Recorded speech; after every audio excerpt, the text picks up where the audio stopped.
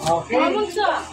Sige po, magsimula na tayo no, sa gawain ng Panginoon. Maraming salamat po sa mga oras, panahon na binibigay po ninyo no, ng pagkakataon. Tandaan po natin, lahat ng ginagawa natin ito ay hindi po ito nawawala ng kabuluhan. Lahat ng ito ay nakatala doon sa aklat ng buhay. No? Kaya sa pagbibigay natin ng oras at panahon para sa Diyos, ang Diyos ay may nakalaan na blessing para sa ating lahat. Tulad ng aking sinabi, yung blessing ay hindi lamang niya sa mga bagay na material.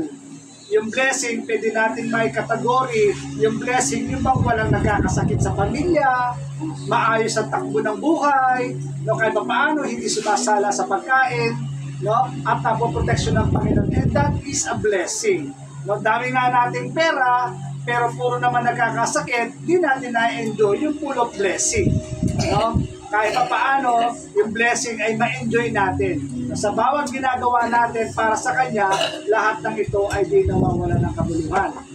So, nagpapasalamat tayo sa Pamilya Trajano na laging bukas ang kanilang tahanan. No? Maging excited yung ating gawain. Pagdating natin, maayos na yung upuan, may pamirienda pa, at yung mga tao talaga namang salamat na nagbibigay nila yung oras para dito. No? So, salamat sa Panginoon. Sige, bago tayo magsimula, manalangin muna tayo sa Panginoon. Hallelujah!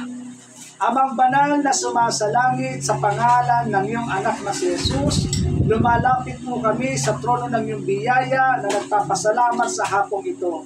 Salamat po, binigyan mo kami ng pagkakataon, Panginoon, na makapakinig ng iyong salita. Ang panalangin po namin, nawa ang mga salitang aming marinig ay matingo sa aming puso.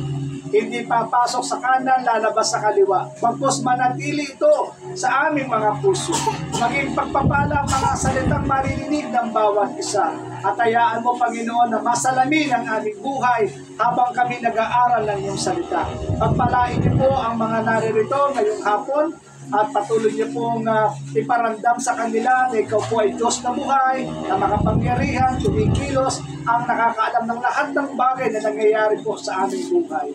Ama, kung meron man po kayong nakikita kasalanan sa aming mga puso, humihingi kami ng tawad.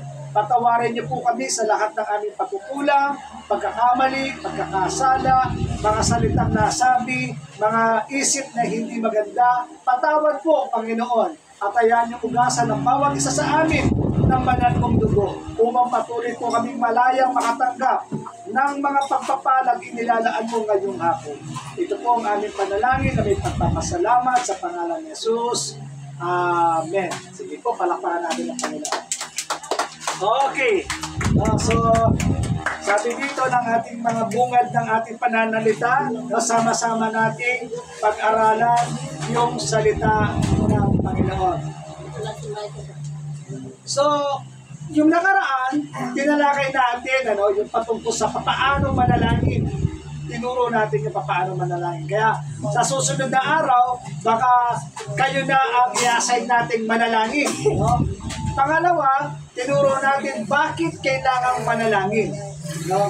So ngayon, at tatalakayin natin yung salita ng Panginoon. Okay, so sabi dito, panalangin, ang purpose po nito ay para magkaroon tayo ng malalim na pakikipagrelasyon sa Diyos.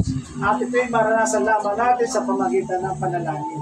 So kung bakit natin tinuturo ito, para magkaroon tayo ng malalim na pakikipag-ugnayan sa Diyos. At tulad ng ating sinabi kanina, yung nakaraan, paano ba manalangin? Yung pangalawa, bakit kailangan natin manalangin? So ngayong hapon, ang pag-aaralan natin ito, series kasi ito no? Yung sunod-sunod para malaman lang natin. Ito yung pangatlo. Bakit hindi naririnig ng Diyos ang aking panalangin? Yan.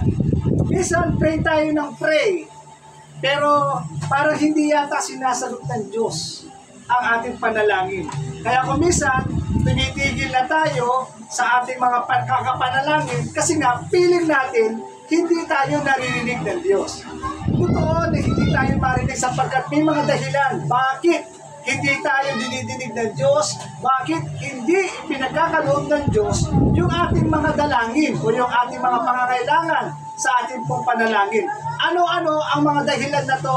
Bakit hindi tayo marinig? Ano yung mga dahilan? No? Una, kasalanan. O tinatawag natin unconfessed sin. Pag sinabing unconfessed sin, meron tayong mga nagawang kasalanan na hindi natin nakukumpisan. Mahalaga kapag tayo nananalangin, mahalagang nagkukumpisan tayo ng yung ating mga kasalanan na gagawa. Hindi naman tayo lagi perfect. May mga pagkakataon talagang nagkakasala tayo, nagkakamali tayo. So, bakit kailangan natin humingi ng tawad? Kasi nga, sabi ng Biblia ay ganito. Pakinggan po ninyo. Isaiah 59:1 and 2. Nababasa ko na. Nababasa ko. Kaya mo? Napag-aanak ang pakamot. O ako na lang. Sabi dito sa Isaiah 59:1 and 2. Tingnan ninyo. Si Yahweh ay may kakayahang upang iligtas ka. Hindi siya bingi upang hindi marinig ang inyong hinaing. Ang masasama ninyong gawa ang dahilan na pagkawalay ninyo sa Diyos, nagkasala kayo. Kaya hindi ninyo siya makita at hindi niya kayo marinig. So yun pala ang isang dahilan kung bakit hindi tayo naririnig ng Diyos ang ating mga panalangin dahil meron pala tayong kasalanan na hindi na ikukumpisan. Amen. So mahalaga pala yun. No? Para marinig tayo ng Diyos sa ating mga panalangin, mahalagang nangungumpisan tayo ng ating mga nagawang kasalanan. Kailangan yung pangungumpisan ng kasalanan, yung bang maging totoo tayo, no? Maging totoo tayo. Sa Diyos wala namang maitatago, lahat naman yan nantag. Lahat naman yan kita, yung laman ng ating isip, yung laman ng ating puso, alam ng Panginoon yan. So, sabihin mo lang, maging espesipiko ka sa iyong paggawang, ano tawag nito? Maging specific tayo sa paghingi ng tawad sa Diyos. No, meron akong mga karanasan na minsan ganito. Na-experience nyo na ba na kung minsan meron nagbigay sa inyo na suklay sobra? Na-experience nyo yun? Eh ngayon sa sobrang hiya mo na di mo na naibalik. Yung iba binabalik. Pero kung minsan yung iba sa sobrang hiya mo na pag binilang ba, mukha yatang sobra yan. No? Minsan may mga pagkakataon hindi na naibabalik. So ibig sabihin na dapat maging tapat ka sa sarili mo, maging tapat ka sa kapwa mo, dapat ibalik. Tama ang lahat ng desisyon ninyo. Pero yung mga taong hindi nagbabalik nun, no, nagkakasala sila. Kasi ibig sabihin, hindi mo na dapat, alam mo naman yung totoo, alam mo yung dapat na binili mo, dapat ibigay mo lang. So kapag gano'n, halimbawa, hindi mo na naibalik, nagkahiyaan na at talagang nandun na, no? Sabi doon, ikumpisan natin yung ating mga kasalanan. Naalala ko nung bumili ako sa palengke, meron akong binili ng pampansit yata. Ngayon, meron isang doon sa kwenta niya, parang yung carrots, hindi niya naikwenta. Hindi niya nakasama sa bilang. So, bibilangin ko ko, naglalakad ako, lalabas na doon sa bilihan, lalabas akong gano'n, bilingan ko. Ganito, ganyan. Ba, para yata hindi nakwenta yung ganito, ganyan. So, siguro blessing. Pag uwi ko sa bahay, magpipray na ako ngayon, alam niyo ano sumusigaw sa utak ko? Yung carrots. yung carrots. Parang gano'n, ano? Bumubulong siya sa utak ko na, Lord, sorry po. Hindi ko po na ibalik yung ano. Kasi uri ng pagnanakaw yun eh. Uri ng pagnanakaw. So sabi ko, Lord, sorry po. Kung nagkamali po ako, patawarin po ninyo po. Ang Diyos naman, ay Diyos na mapagpatawad. No? Diyos naman ay Diyos mapagpatawad na kapag tayo nakagawa ng kasalanan, humingi tayo ng tawad sa Diyos, patatawarin tayo ng Diyos dahil ang Diyos po natin ay mapagpatawad. No? Bakit? Kasi gusto ng Diyos, matuto tayo na maging honest tayo sa ating sarili, sa ating kapwa, at sa mga taong nasa paligid natin. Amen ba yun? No? So, kaya pala hindi naririnig ng Diyos yung ating mga panalangin dahil pala sa ating mga kasalanan. So mahalaga, ikumpisan natin yung mga kasalanan ating mga nagagawa. No? So, nandiyan ba tayo? Dito tayo, Rap. Ito, yan. So, may mga kasalanan pala, hindi pala... Kita-kita yung mga anak. Oo, bitbita na. Okay. So, sabi dito, si David, no? Si David nanalangin ng ganitong panalangin. Babasahin ko sa Ingles, ha? Ang sabi niya dito, ang ganito yung kanyang panalangin. Examine me, O Lord, and prove me. Try my mind and my heart. Ang lakas loob ni David, ano? Para baga si David, sa kanyang klase ng panalangin ginagawa, para wala siyang kasalanan. Nababasa nyo? No? Nababasa nyo? Sabi niya, examine me, O Lord. Pinapa-examine niya yung heart niya. Kung baga sa extra, tingnan mo puso ko. No? Prove me. Try my mind and my heart. No? Ang lakas ng loob niya, no? Parang wala siyang nagagawang kinikit na kasalanan. Pero nung in-expose ng Panginoon, yung kasalanan, ayun, pumutok. Meron para siyang nagawang kasalanan. Ay yung kasalanan niya kay Bathsheba. Yung kasalanan immoral. No? Na nagkasala siya sa harapan ng Diyos. Kaya, nung dinibin ng Diyos, yung kanyang kasalanan na nagawa, no? Ito na yung kanyang panalangin. Tingnan natin kung ano yung panalangin ni David. Isaiah 51, 9-11. Ang sabi niya, ang kasalanan ko'y iyon ang limutin. Lahat kong nagawang masamay, pawin, isang pusong tapat sa aking likain. Bigyan mo, O Diyos, ng bagong damdamin. Sa iyong harapay, huwag akong alisin. Iyong banal na espiritu ang siyang pagharapin. Nagbago yung kanyang panalangin. Bakit? Kasi in-expose ng Panginoon yung kasalanan kanyang nagawa. Nung in-expose ng Panginoon, nagbago yung kanyang panalangin. Anong panalangin niya? Bigyan siya ng pusong tapat. Pusong tapat. Kaya kung bakit hindi naririnig ng Diyos yung ating mga panalangin, isa pala yon sa mga dahilan kung bakit hindi niya napapakinggan yung ating mga panalangin. Sabi natin kanina, hindi siya bingi para hindi niya marinig ang inyong mga dalangin. So yun ang una. Ano yung pangalawa? Hindi kalooban ng Panginoon. Kaya pala hindi binibigay ng Diyos.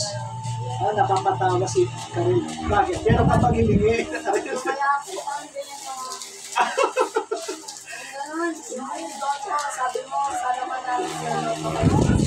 pray pa tayo kay Lord. No? Bakit kaya hindi na nanalo? Kasi nga, hindi nga kalooban. No? Hindi kalooban ng Panginoon. No? Kaya meron tayong mga hinihingi sa Diyos, hindi niya kalooban yun. Bakit hindi tayo nananalo sa gano'n? Hindi binibigay ng Diyos. Kasi nga, pansarili lang yung hinaangad natin. No? Sariling kapritsyo, ika nga, yung mga bagay na hinihiling natin. No? Kasi kapag dumating na yung pera, ang hirap na eh. No? Yung muna, kapag nanalo ako, eto yung gagawin ko, ganito, ganyan. Pero nung nandun na yung pera, di ba? Nawawala na yun. Hindi na nagagawa yun. May iba ng takbo ng puta. Yun yung nagagawa. So, kung bakit hindi naririnig ng Diyos yung ating mga panalangin, kasi nga, hindi kalooban ng Panginoon. No? Sabi ng 1 John 5:14, tingnan ninyo, may lakas loob tayong lumapit sa Kanya dahil alam natin, ibibigay niya ang anumang hingin natin kung ito'y naayon sa Kanyang kalooban. So kung palang ang hinihingi natin ay naayon sa Kanyang kalooban, ipagkakaloob ng Diyos. Pero kung hindi naman naayon sa Kanyang kalooban, hindi niya ipagkakaloob sa iyo ng Diyos. Baka hanggang ngayon yung mga dalagitan natin dito, Lord, bigyan mo na ako ng boyfriend. Lord, makita ko na si Dawan. Kaya hindi makita si Dawan kasi nga, hindi nga kalooban, bata pa. No? Magsipagtapos muna ng pag-aaral bago natin makita si Dawan. No?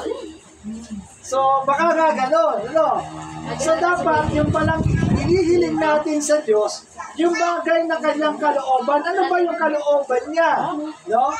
Ano ba yung mga kalooban ng Panginoon? Dapat malaman natin yung ano yung mga kalooban ng Panginoon. para ibibigay ng Diyos yung ating mga pangangailangan. Kalooban ba ng Diyos na makapagbayad ka ng kuryente? Kalooban ba ng Diyos yun? Amen! No? Kaya isusupply ng Diyos yung pagbayad ng kuryente. Kalooban ba ng Panginoon na meron kang pagkain araw-araw? Kalooban niya yun. Kaya nga po susupply na ng Panginoon yung pangangailangan kasi kalooban niya yun. No? Kalooban ba ng yung mga anak ay makapagtapos ng pag-aaral? Kalooban niya yun. Kasi gusto ng Panginoon, bigyan tayo ng magandang future. Kaya nga pinuprovide ng Diyos yung trabaho ng mga asawa natin, ng pamilya natin, para mapag-aral natin yung ating mga anak. Kasi kalooban ng Panginoon na yung kanilang mga anak o yung pamilya ay maging maayos. No? So yun ang pangalawa. No? Hindi kalooban ng Panginoon kung bakit hindi narinig ng Diyos yung ating mga panalangin. No? Dito, merong hiniling si Haring Solomon. No? Merong hiniling si Haring Solomon. Sabi dito sa unang hari, chapter 3, verse 9 up to 10. Tingnan niyo yung panalangin ni Haring Solomon. Bigyan po ninyo ako ng karunungang kailangan ko sa pamamahala at kakayang kumilala ng mabuti at masama. Sapagkat sino po ba ang may kakayang maghari sa napakalaking bayang ito? Dahil ito ang hiniling ni Solomon na lugod sa kanya si Yahweh. So meron palang hinihiling itong si Solomon. Anong hinihiling ni Solomon? Andyan ba kayo? Palitin mo na. Anong hinihiling ni Solomon? Ha? Nababasa niyo ba? O malabo na? Maliit na dyan. Ang hinihiling ni Solomon, bigyan siya ng karunungan. No? Alam niyo, yung wisdom na yan, hindi yung wisdom ng mundo. Ha? Wisdom yan from above. Yung iba kasi, yung sobrang dunong nila, sobrang karunungan meron sa kanila, yung dunong nila, yung mapaglamang sa kapwa. No? Pero ito, karunungan ito, no? Na kumilala ng mabuti at masama. No? Dahil siya yung susunod na hari ng Israel. Kaya humihingi siya ng karunungan para makapagpasya ng tama siya sa kanyang paghahari. No? So, dahil sa kanyang panalangin, ano sinabi ng Diyos? Nalugod sa kanya si Yahweh dahil sa kanyang hinihiling. Tuloy natin. At sinabi sa kanya, dahil hindi ka humiling para sa iyong sarili, na mahabang buhay, kayamanan, kamatayan ng iyong mga kaaway, kundi ang hiniling mo'y karunungan, kumilala ng mabuti at masama. Tingnan niyo, 12. Ibibigay ko sa iyo ang hinihiling mo. Hallelujah. Diba? So kapag kalooban ng Panginoon ang hinihiling mo, ipagkakaloob ito sa iyo ng Diyos. So dapat pag nagpipray tayo, hilingin natin yung kalooban ng Panginoon. Kalooban ba ng Panginoon yung anak mo magkasakit ay gumaling? Amen. Kalooban ba ng Panginoon ay bakit kayo may sakit? No, umihingin ka ng kagalingan, kalooban ba ng Panginoon? Amen. No? So kapag humihingi tayo ayon sa kanyang kalooban. Huwag tayong hihingi, labas mo sa kanyang kalooban. No? Halimbawa, katulad yan. Lord, kapag tumaya ako dito, bigyan mo ko ng number. Mga ganun pa, ano? Bigyan mo ako ng number kung ano yung number na tatayahin ko. Ganun, no? Yung mga lucky numbers, no? Ano pa ba? Lord, bigyan mo ko ng cellphone. Yung cellphone mo, 3 na. No? So, bibigyan ka pa ba ni Lord? Ha? No? Siyempre, pag wala ka, doon ka lang nabibigyan. Pero pag sobra-sobra na, hindi ka nabibigyan ni Lord. Ano ba mga bagay? Kapritsyo na yun eh. Bakit hiniling mo ba? Hiniling mo. O hintayin mo, darating yun sa'yo. No? Kapag hiniling mo, darating sa'yo. At may mga bagay na kumpisan, tingnan natin yung pangatlo. Yung tanong ni Karil. Ano yung pangatlo? Para proteksyonan ka. Bakit hindi pinagkakaloob ng Diyos ang iyong dalangin? Ito yun, tingnan natin. Nababasa mo ba, Karil? Malaki mabasa mo. Sige, yung malaki ako na mababasa dito.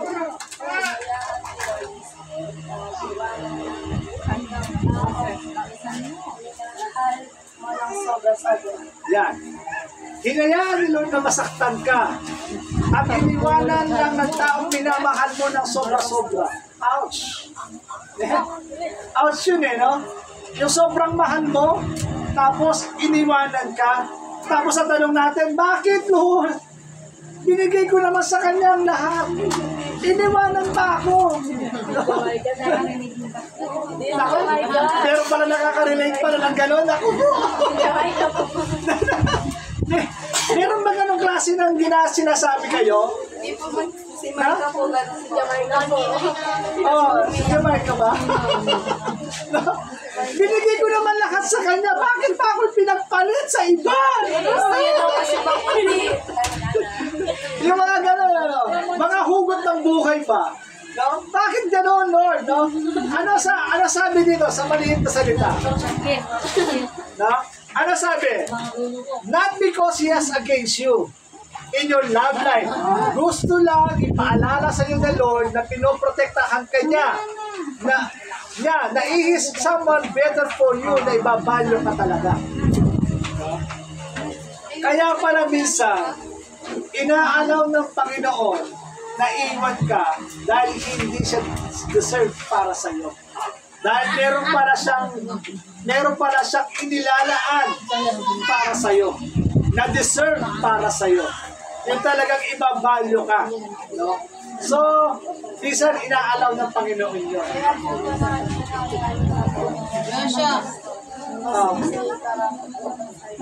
Oo, hindi siya wounded. No? May mga ibang habol. No? Kaya yung iba, wala lang, iwan ka na lang, wala na silang pakialam. No? So, yun lang ang sinasabi ng Panginoon. No? Kaya, hindi binibigay ng Diyos sa iyo ang isang bagay dahil ayaw niya na ikaw ay mapasama. Nais ng Diyos na ikaw ay mapabuti. Kaya hindi binibigay ng Diyos, alam ng Diyos kung ano makakabuti sa iyo. No? Dito tayo. Alam ng Diyos kung ano makakabuti sa iyo. No, Karin?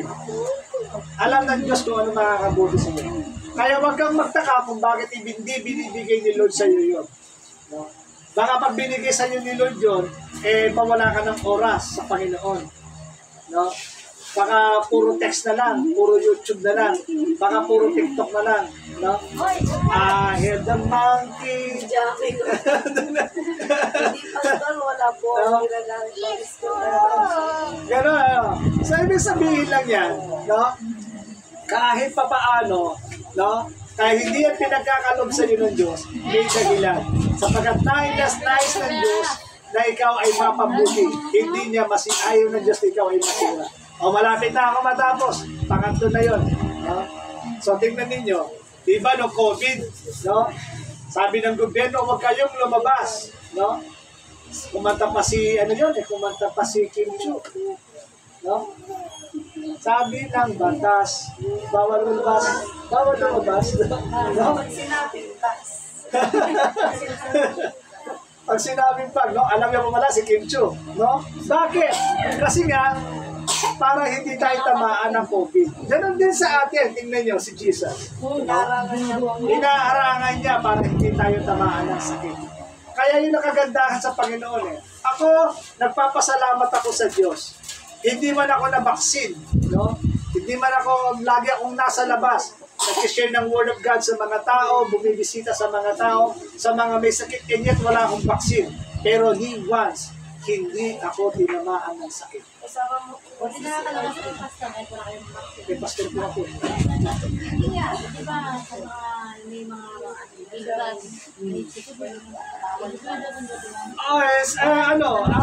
ang sinasabi lang natin, kumbaga, kailangan lang natin magdala ng ganito, ibisitahin si ganito, kasi nga may ID tayo ng pumpas ko, pinapakita natin sa kanila. Salamat kay Lord, mabuti si Lord, pinapayagan naman tayo.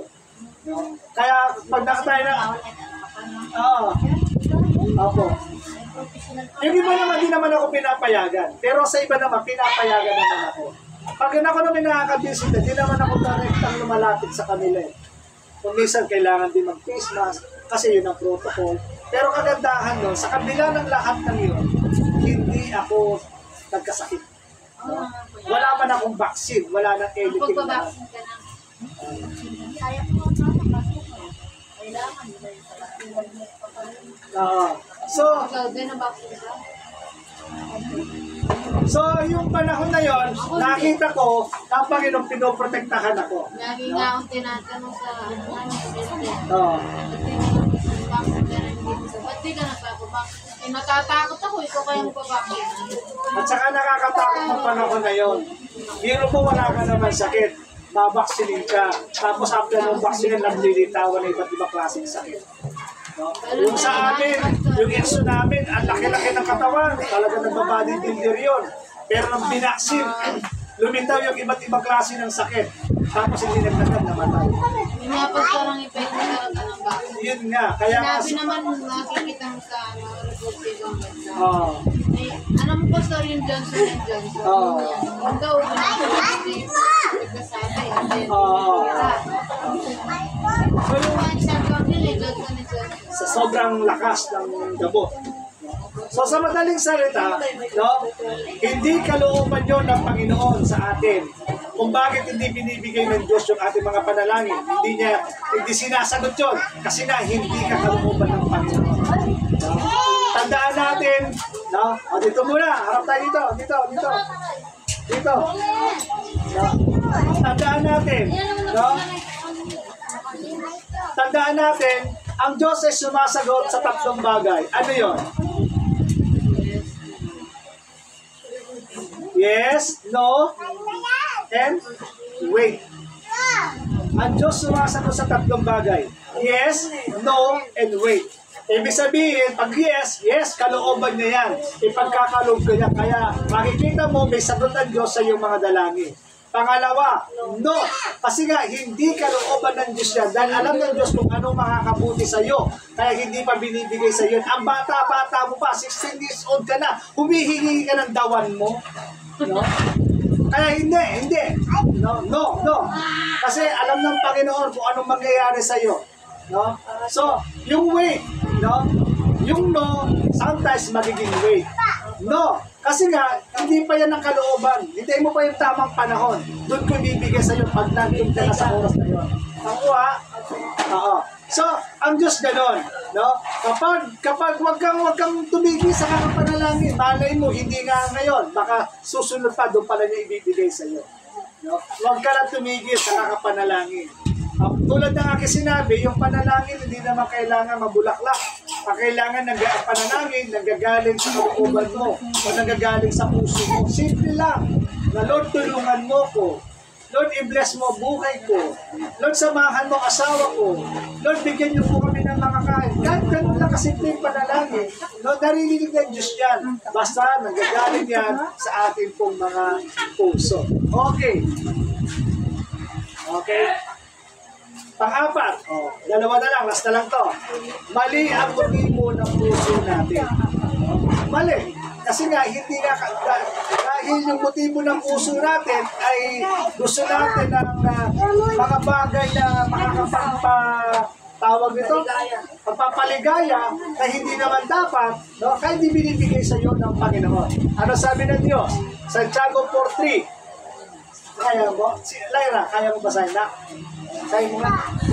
At tumigil pa kayo o laging kayo natatanggap dahil hindi tama ang iyong layunin. Hinihingi kayo upang mapagbigyan ng iyong Kalayawan. Sabi dito, humingi kayo upang mapagbigyan ang inyong kalayawan. So, kumbaga yung motibo ng puso, kaya pala hindi pinagkakaloob ng Diyos yung ating mga pangangailangan dahil hinihiling natin ay puro makalayawan ng ating mga pangangailangan. Okay, last. Tapos na ako. Yay! Sabi dito, kawalan ng pananampalataya. Kailangan, kung bakit hindi naririnig ng Diyos yung ating panalangin, kasi nga, kulang tayo sa pananampalataya. Tingnan nito, nananalangin ba kayo ng ganitong klaseng panalangin? Lord, bigyan niyo po ako ng, halimbawa, ng pambayad ng kuryente kasi pay or cut na yung aking kuryente. No? Kalooban ba yun ng Panginoon? Ha? Alimbawa, humingi ka ng pambayad ng kuryente, kinakapos ka sa pera. Kalooban niya po. Kalooban niya, di ba? Pero ganito yung panalangin mo. No? Dahil Hindi naman niya po agad mabibigay kung hindi ko naman tigilis. tama. Pero meron pang isa pa. Ang sabi dito, kapag nag-pray ka, Lord, bigyan niyo po ako ng pambayad ng kuryente. Kasi pay or cut na po yung aking kuryente. Kaya in Jesus' name, Amen. Kaya sabi ng utak mo, ibibigay kaya ni Lord. Ano? Nagdududa ka kung ipagkakaloob. Eh sabi dito, kaya pala hindi binibigay ng Diyos yun kasi kawalan ng pananampalataya. Hindi ka naniniwala na ibibigay ng Diyos yun. Nagdududa ka, kaya ibigay ni Lord yun. Hindi siya naniniwala walang imposible sa Diyos. Amen. Ang daming mga karakter sa Bible na kung saan ginamit ng Diyos ang mga hayop para i-provide ang kanilang pangangailangan. Tingnan ninyo, ang kwento ni Elisha, no? Sino nagdadala ng pagkain ni Elisha? Kuwa. Umaga, tanghali, gabi, pinapadalhan siya ng pagkain. Sino nagdadala? Kuwa. Di ba? Pinuprovide ng Diyos yun. Kaya wag kang magduda. Kung hinilin mo yan sa Diyos, ang Diyos na bahalang gumawa ng paraan. Papaano niya ibigay yung pangangailangan mo. Basta ibigay mo lang yan sa Diyos, sabihin mo lang yan sa Diyos, karinig yan ng Diyos, manampalataya ka na ibibigay sa iyo ng Diyos. In due time, pagdating doon, bigla na lang siyang darating. No? Hindi mo expected yun. Kaya nga sabi ko nga, maraming mga testimonyo ng buhay na kung minsan hindi natin alam paano kumikilos ang Diyos. No? Basta manampalataya ka. Ngayon, ano sabi ng Diyos? Hebrew 11:6. Masinin ninyo. Matatapos na ako. Hindi maaaring kalugdan ng Diyos ang walang pananampalataya sa Kanya. Sapagkat ang sino mang lumalapit sa Diyos ay dapat sumampalataya may Diyos. At siya ang nagbibigay ng gintimpala sa mga humahanap sa Kanya. Pasinin nyo. Pasinin nyo. Hindi maaaring kalugdan ng Diyos ang walang pananampalataya. Hindi daw natutuwa ang Diyos kapag wala tayong pananampalataya. Ano ba? Sa Kanya, sapagkat ang sino mang lumalapit sa Diyos ay dapat sumampalatayang may Diyos. At siya ang magbibigay ng gantimpala ng humahanap. So, kapag humihiling ka sa Diyos, dapat maniwala ka. Ay pagkakaloob ng Diyos ang iyong mga pangangailangan. Tuloy natin. Tignan ninyo, Mark 11:24. O sino babasa dyan? Si Micah. Yan sinabi ko sa inyo, ano man ang ninyo sa inyo, manalangin. Wala kayong tatanggap sa niya. Amen? Ninyo iyon. Diba? Nakita nyo? Maniwala kayong natanggap na ninyo iyon. At matatanggap na ninyo iyon. So, kailangan maniwala ka pala. Kapag meron kang hinihiling sa Diyos, dapat paniwalaan mo na pagkakaloob sa iyo ng Diyos. Amen? Kaya nga, kung meron kang bagay na hinihiling sa Diyos, maniwala ka. Ang Diyos ay Diyos na imposible. No? Yung mga bagay na imposible sa Diyos at sa tao, sa Diyos ay imposible. No? So, maniwala na tayo. Just believe. So, yun lang. No? So, ibig sabihin, no, sa ating pong pinag-aralan ngayong hapon, no, dapat alam natin kung bakit hindi naririnig ng Diyos ang ating pong mga panalangin. Mga dahilan yun, bakit hindi naririnig. So next time, kapag nag-pray tayo ngayon, dapat alam natin kung ano yung bagay na kanyang maririnig para masagot yung ating panalangin. Amen. So yun lamang yung ating pag-aralan. Next week, dahil series study to, next week, paano sumasagot ang Diyos sa ating mga panalangin. Okay? No? So yun ang pag-aaral natin next week. Hindi pala natin alam sinagot na ng Diyos yung ating mga panalangin, hindi pa rin natin alam. So next week, pag-aaralan natin paano siya sumasagot. Ano yung pamamaraan ng kanyang pagsagot. Next week yan. Baka hindi natin alam kung sinagot pala ng Diyos, hindi mo lang napansin. Tapos nagtatanong tayo sa Diyos. Okay? So, may tanong ba tayo? Meron ba? Wala. Dahil kanya-kanya takbo ng utak Sabi natin. Mike, paano po daw siya magkakabay? Kaya nga sabi ni Lord kanina, di ba? Huwag muna. Kailangan makatapos muna ng pag-aaral. Darating din yung dawan mo. Hintayin mo lang. Hindi nga lang ngayon. No? May tanong pa, tanong. Hello! Ha? Basta paano po daw mababalik pera ni Mike na wala? Nawala? O, ibig sabihin yung tao nangangailangan. Nangangailangan nyo. Kaya nakita ko. Ikaw ang ginamit ng Diyos para yung tao bigyan ng Kawawa naman po yung nawala. ay, yung nawala naman yung babalik ng Diyos sa'yo na doble. Ibabalik sa'yo ng Diyos na doble. Sa panahon na kailangan mo, lilitaw yun. Malay mo, meron palang tao nandyan lang, binigyan ng pera. Basta, pag yung birthday ko, basta nanalo ako ng wedding. Ha? Bumaya ako. Nanalo ka ng wedding. Ngayon, Dapat ginawa ko na lang po ng 20, 5 na pinaya. Birthday ko din. nanalo ka ng wedding. Tapos muntik na kami manalo ng lotto. Ako nang kinabukasan po yung lumabas. Pero yun yung Bisan mahirap siyang ano yun. Bakit? Bisan inaalaw ng Panginoon yun. May mga pagkakataon. Huwag ka naniniwala at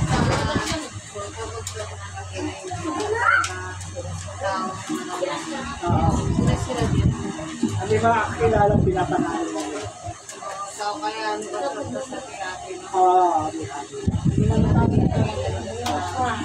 Pero pag nasa ano ko, medyo maliit pa, kahit sabihin mo, okay pa eh, tao talaga yun. Bilang sumobra na. Sobrang taas na. Kung nanalo man, halimbawa, nanalo man kayo na ganyan, ano? Kumbaga, hindi natin masasagot ng tama ba yun o hindi. Hindi natin masasagot. Kumisan, inaalaw na ikaw ay manalo para susunod tataya ka uli. Hindi mo namamalayan na hook ka na. Kumuha ka na sa swerte doon sa lucky numbers na yun. Ang swerte wala doon. Ang swerte na kaya kung meron ka man dapat na siya yun. Dahil siya yung nagbibigay, nagpuprovide ng lahat. Okay. Sige. May kanya-kanya na tayong agenda. Mag-pray na tayo. May kanya-kanya tayong agenda. Hindi ko alam kung naintindihan yung aking sinabi. Ang pasal na itindahan ko. Okay. Mag-pray tayo. Mag-close prayer natin. Tapos, magkakaroon tayo ng offering. Ang purpose ng offering na to, no? Lagi ko sinasabi, ang purpose nito para dito yan. No? Mag-iipon tayo ng pera para dito. Kasi pagagawa nga natin ito.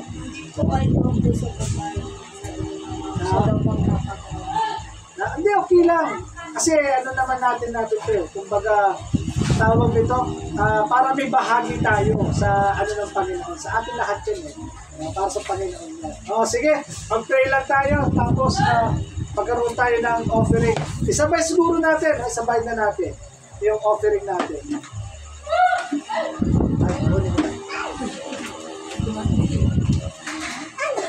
Dapat tinatanggal nyo dito to. Ano yung pastor? Itong pera, tapos itabi nyo muna yung pera, tapos tabi nyo. Tapos ito uli gagamitin para iniipon-ipon. Pag nakaipon na, pwede na natin ipagawa dito. Okay lang, sige. Okay lang. Sige. No? Ang pagbibigay ko, hindi po ito sa pilitan. Ang pagbibigay ko ay ito'y galing sa ating pong mga puso. No? Wala naman po ito sa pilitan. Ang importante, no, ay tawag dito, na ibibigay natin ito, hindi natin binibigay yun sa tao, kung binibigay natin yun para kay Lord. Dahil ito, ay purpose nito, ay yun nga, magamit sa karyahan ng Panginoon. Okay, sige. Kung meron man po, kung wala, okay lang. Ha? Huwag niyo po pilitin ang sarili ninyo. Huwag niyo pilitin ang sarili ninyo.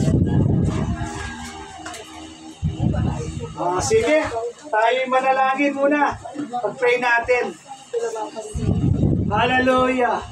Amang banal, maraming salamat sa hapong ito. Salamat po sa iyong mga salita na aming narinig. Nalaman na po namin ngayon kung bakit hindi niyo po pinagkikinggan ang aming mga dalangin dahil po sa mga motibo ng aming mga puso. Kaya po salamat sa iyong salita, nagbigay unawa sa amin, Panginoon, na dapat pala yung hinihingi namin ay yung ayon sa iyong kalooban. Na dapat pala yung mga panalangin namin, Panginoon, ay para marinig mo ay mahalaga palang pangungumpisal ng aming mga kasalanan. So maraming po salamat, dakilang Diyos, sa mga mensahe na narinig namin ngayong hapon. At sa munting offering na amin po ginawa, Lord Jesus, ikaw na po ang bahalang magbalik sa kanila ng sobra-sobra, Panginoon. Sapagkat alam po namin ito ay hindi po ito nawawala ng kabuluhan. Panginoon, pagpalain niyo po ang bawat ng mga nagbigay at ikaw po ang bahalang magbalik sa kanila ng siksik, bigling umaapaw sa kanilang pinalalagyan. Maging din po sa mga kapatid ko, Panginoon, pagpalain niyo po sila.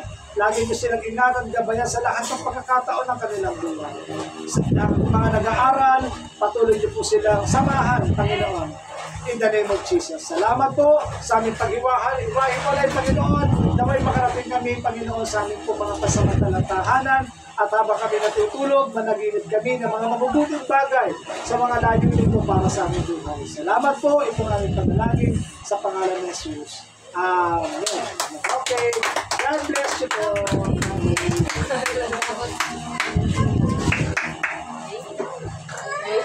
Okay.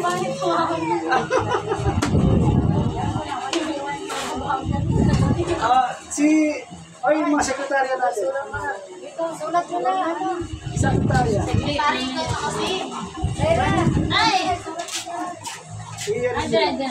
Tapos pipirmahan natin. Every week, para malaman natin kung mapasok every week.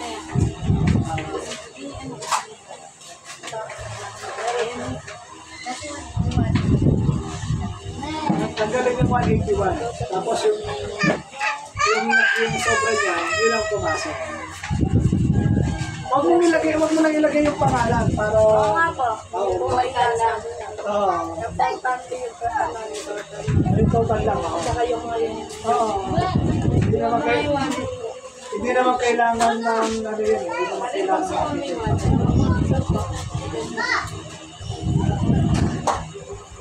tapos, lagyan mo yung pangalan ko rito.